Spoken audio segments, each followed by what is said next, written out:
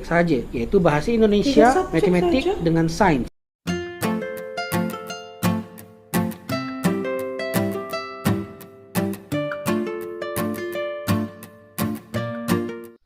Baik, selamat pagi, selamat sore, selamat malam buat teman-teman di mana saja teman-teman mendengarkan. Ketemu kembali, semoga semuanya sehat-sehat saja. Kita coba lagi untuk reaction. Tanggapannya lumayan sih yang reaction yang terakhir. Tapi kali ini kita mau reaction tentang video reaction dari orang Malaysia tentang pendidikan di Indonesia. Ini saya ambil dari channel Khairul Onggon ya. Jangan lupa subscribe teman-teman. Oh ya, juga jangan lupa subscribe YouTube channel ini. Baik teman-teman, kita akan memulai reaction kita. Dimulai dari 3, 2, 1. Kamu nanya. Pelajar yang sekolah rendah tu, dia ambil ujian nasional hanya 3 subjek sahaja, iaitu bahasa Indonesia, matematik.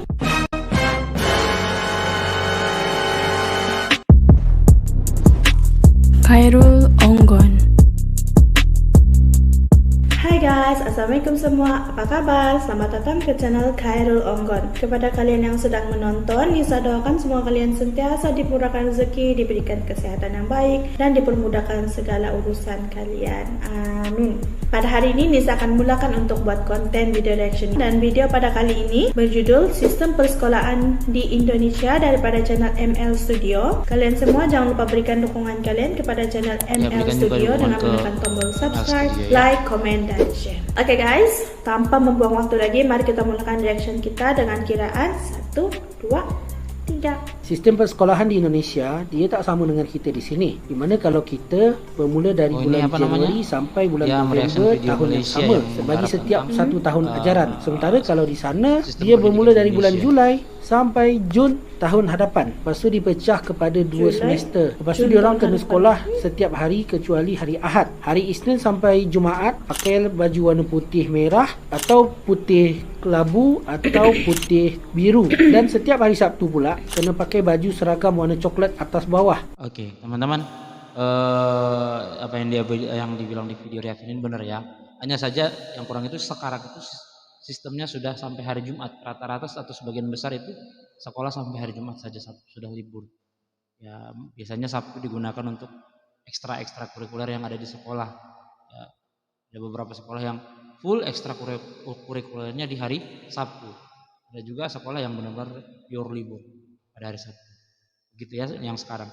Tapi dulu memang zaman dulu memang sampai hari Sabtu. Tapi sekarang beberapa tahun terakhir setidaknya semenjak saya mulai mengajar dari tahun 2011 sudah sampai hari Jumat ya, Sabtu sudah nggak ada kegiatan sekolah. Oke, kita lanjut.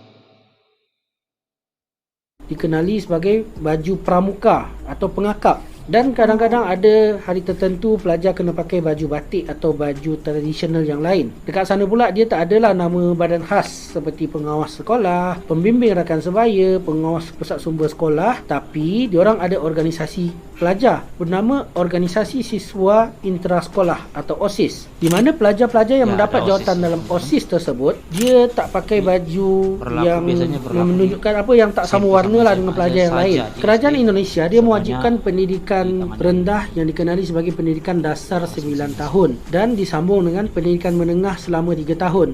Jadi lebih kurang yang pendidikan dasar 9 tahun ni macam masuk darjah 1 sampai form 3 lah, macam tu. Bagi pendidikan dasar yang 9 tahun, dia dipecah dalam 6 tahun yang pertama dan 3 tahun yang kedua. 6 tahun yang pertama disebut sebagai sekolah dasar, atau bagi sekolah agama pula dikenali sebagai madrasah ibtidaiyah. Sementara yang 3 tahun kedua dikenali sebagai sekolah menengah pertama, atau dalam sekolah agama pula sebagai madrasah sanawiyah. Bagi pendidikan menengah yang 3 tahun tu pula dia dikenali sebagai sekolah menengah atas, atau bagi aliran vocational dikenali sebagai sekolah menengah kejuruan. Dan untuk sekolah agama pula dia dikenali sebagai madrasah aliyah, atau untuk vocational Madrasah Aliyah Kejuruan. Bagi kita ada UPSR, PT3, SPM. Diorang menggunakan satu nama sahaja, iaitu ujian nasional, di mana bagi pelajar yang sekolah rendah tu, dia ambil ujian nasional hanya 3 subjek sahaja, iaitu bahasa Indonesia, matematik dengan sains. Dan bagi soal ujian nasional teman-teman, mungkin akhir-akhir ini nggak tahu ya di jenjang yang lain, tapi di SD setahu saya sudah tidak ada yang namanya ujian nasional. Udah beberapa tahun terakhir ya, semenjak kurikulum baru, ujian nasional sudah tidak ada. Yang ada ujian sekolah ya, ujian sekolah di mana ujian itu dilaksanakan di sekolah dan soal-soalnya dibuat oleh sekolah. Baik, kita lanjut. sekolah menengah pertama, diorang kena ambil bahasa Indonesia, matematik, sains dan bahasa Inggeris, 4 subjek. Dan Ya, untuk kalau dulu sekolah benar menengah ya, atas atau sekolah ujian menengah nasional kejuruan yang vocational tu, dia kena ambil 6 subjek, bahasa Indonesia, matematik, bahasa Inggeris dan 3 subjek pilihan lainnya mengikut aliran masing-masing. Dan juga kalau kita di sini, aliran ditentukan selepas habis 9 tahun sekolah. Maksudnya kita masuk form 4 kan. Sementara kalau di sana, selepas habis 10 tahun sekolah, maka di tahun ke-11 baru ditentukan masuk aliran apa. Selepas habis pendidikan menengah, iaitu habis sekolah menengah atas atau madrasah aliyah tersebut, diorang boleh masuk diploma atau terus masuk degree pun tak jadi masalah. Jadi diorang tak wajib masuk asasi atau form 6 macam tu lah. So tak hairanlah kalau kita dapat classmate masa degree dulu, orang-orang dari Indonesia, dia lebih muda daripada kita. Beza 1 hingga 2 tahun. So sebenarnya dia orang habis sekolah tu terus masuk degree tak jadi masalah. Ya teman-teman, ya kayaknya pendidikan di Malaysia memang lebih kompleks ya. Apalagi dikatakan tadi sebelum kuliah, selulus tamat SMA, mereka masih harus ada penyesuaian lagi 1 sampai 2 tahun. Sedangkan di Indonesia kan begitu kita lulus SMA bisa langsung kuliah kalau mau kuliah. Oke, kita lanjut ya.